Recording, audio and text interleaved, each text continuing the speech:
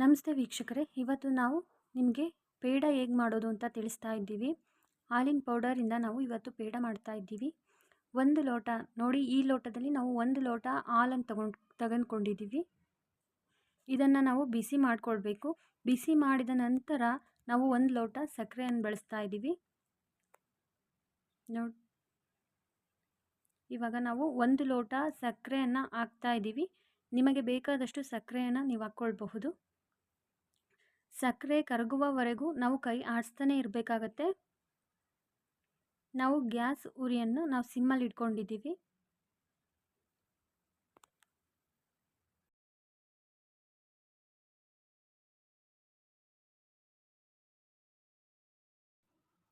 ನಾವು ಪೇಡ ಮಾಡುವವರೆಗೂ ಈ ಉರಿ ಸಿಮ್ಮಲ್ಲೇ ಇರಬೇಕು.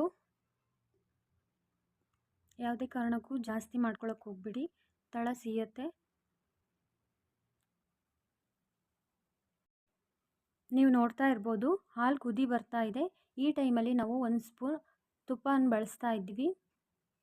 ಚೆನ್ನಾಗಿ ನೀಟಾಗಿ ಮಿಕ್ಸ್ ಮಾಡಿಕೊಳ್ಬೇಕು. ನಾವು ಮನೆಯಲ್ಲೇ ಮಾಡಿರುವಂತಹ ತುಪ್ಪ ಬಳಸ್ತಾ ಇದ್ದೀವಿ. ನಾವು ನೆಕ್ಸ್ಟ್ ವಿಡಿಯೋದಲ್ಲಿ ತುಪ್ಪ ಹೇಗೆ ಮಾಡೋದು ಅನ್ನೋ ವಿಧಾನವನ್ನು ತಿಳಿಸ್ತೀವಿ ನಿಮಗೆ. ಈ ಥರ ನಾವು ನಿಧಾನಕ್ಕೆ ಕೈ ಬಿಡದೆ ಕೈ ಆಡಿಸ್ಕೊಳ್ತಾ ಇರಬೇಕು. ಹಾಲು ಕುದೀತಾ ಇದೆ. ನಾವು ಈ ಟೈಮಲ್ಲಿ ಹಾಲಿನ ಪೌಡರ್ನ ನಾವು ಹಾಕ್ತೀವಿ. ಹಾಲಿನ ಪ್ರಮಾಣ ನಾವು ಬಂದ್ಬಿಟ್ಟು 1 ಲೋಟ ಹಾಲಿಗೆ 3 ಲೋಟ ಹಾಲು ಪೌಡರನ್ನು ಬಳಸ್ತಾ ಇದ್ದೀವಿ.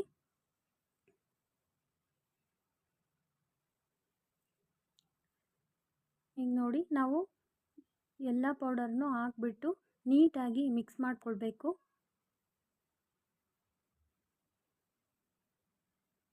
ನೋಡಿ, ನಾವು ಎಷ್ಟು ಈಸಿಯಾಗಿ ಮನೆಯಲ್ಲೇ ಪೇಡ ಮಾಡ್ಕೊಳ್ಬಹುದು. ಇದನ್ನು ನಾವು ಚೆನ್ನಾಗಿ ಬೇಯಿಸ್ಕೊಳ್ಬೇಕು.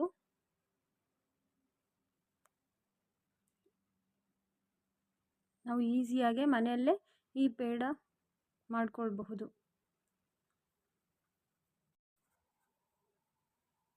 ನೋಡ್ತಾ ಇರ್ಬೋದು ಎಷ್ಟು ಬೇಗ ಆಗ್ತಿದೆ ಅಂತ. ಇದು ತುಂಬಾ ಈಸಿ ಪ್ರೋಸೆಸ್. ನಿಮಗೆ ಕೇವಲ 3 ಇಂಗ್ರೀಡಿಯೆಂಟ್ಸ್ ಇದ್ದರೆ ಸಾಕು. ನಾವು ಹಾಲು ಪೌಡರು, ಹಾಲು ಮತ್ತು ಸಕ್ಕರೆ ಬಳಸಿರೋದು. ನೀವು ಮಾರ್ಕೆಟಲ್ಲಿ ಬೇಕ್ರಿಯಲ್ಲಿ ಯಾವ ಥರ ತಗೊಳ್ತೀರೋ ಅದೇ ಥರ ಟೆಕ್ಸ್ಚರ್ ಇದೆ. ಅದೇ ಥರ ಪೇಡವನ್ನು ನಾವು ಮನೆಯಲ್ಲೇ ರೆಡಿ ಮಾಡ್ಕೊಳ್ಬಹುದು. ಈ ಟೈಮಲ್ಲಿ ನಾವು 1 ಸ್ಪೂನಷ್ಟು ಏಲಕ್ಕಿ ಪೌಡರನ್ನು ಹಾಕ್ತಾ ಇದ್ದೀವಿ. ಇದನ್ನು ನಾವು ಮನೆಯಲ್ಲೇ ಏಲಕ್ಕಿ ಪೌಡರ್ ಮಾಡ್ಕೊಂಡಿರೋದು. ಈ ಪೌಡರ್ನ ನೆಕ್ಸ್ಟ್ ವಿಡಿಯೋದಲ್ಲಿ ನಾವು ಹೇಗೆ ಮಾಡೋದು ಅಂತ ತಿಳಿಸ್ಕೊಡ್ತೀವಿ. ನೋಡಿ, ಎಷ್ಟು ಚೆನ್ನಾಗಿ ತಳ ಬಿಡ್ತಾ ಇದೆ.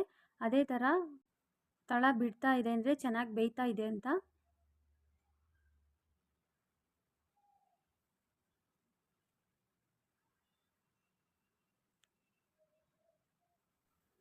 ನೋಡಿ, ನಾವು ಮನೆಯಲ್ಲೇ 5 ನಿಮಿಷದಲ್ಲಿ ಪೇಡ ಹೇಗೆ ಮಾಡ್ಕೊಳ್ಬೋದು ಅಂತ ನೋಡ್ತಾ ಇರಬಹುದು. ಇದು ಜಸ್ಟ್ ಟಕ್ ನನಗೆ ಮನೆಯಲ್ಲೇ ಮಕ್ಕಳಿಗೆ ಇಷ್ಟ ಆಗೋ ಥರ ನಾವು ಮಾಡಿಕೊಡ್ಬಹುದು.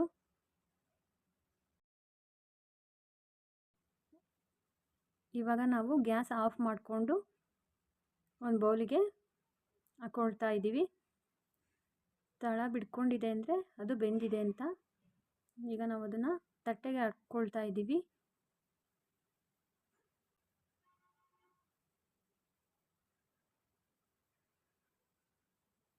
ಇದು ಸ್ವಲ್ಪ ತಣ್ಣಗಾದ ಮೇಲೆ ಉಂಡೆ ಕಟ್ಕೊಳ್ಳೋಣ.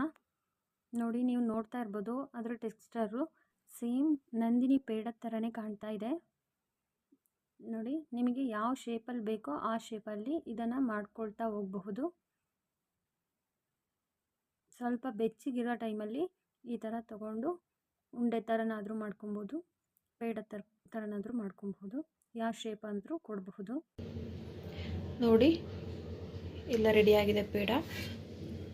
ಈ ಥರ ನೀವು ಮನೆಯಲ್ಲೇ ಮಾಡ್ಕೊಳ್ಬೋದು ಈಸಿಯಾಗಿ. ನಿಮ್ಗೆ ಯಾವ ಶೇಪ್ ಬೇಕೋ ಆ ಶೇಪ್ ಮಾಡ್ಕೊಳ್ಬೋದು.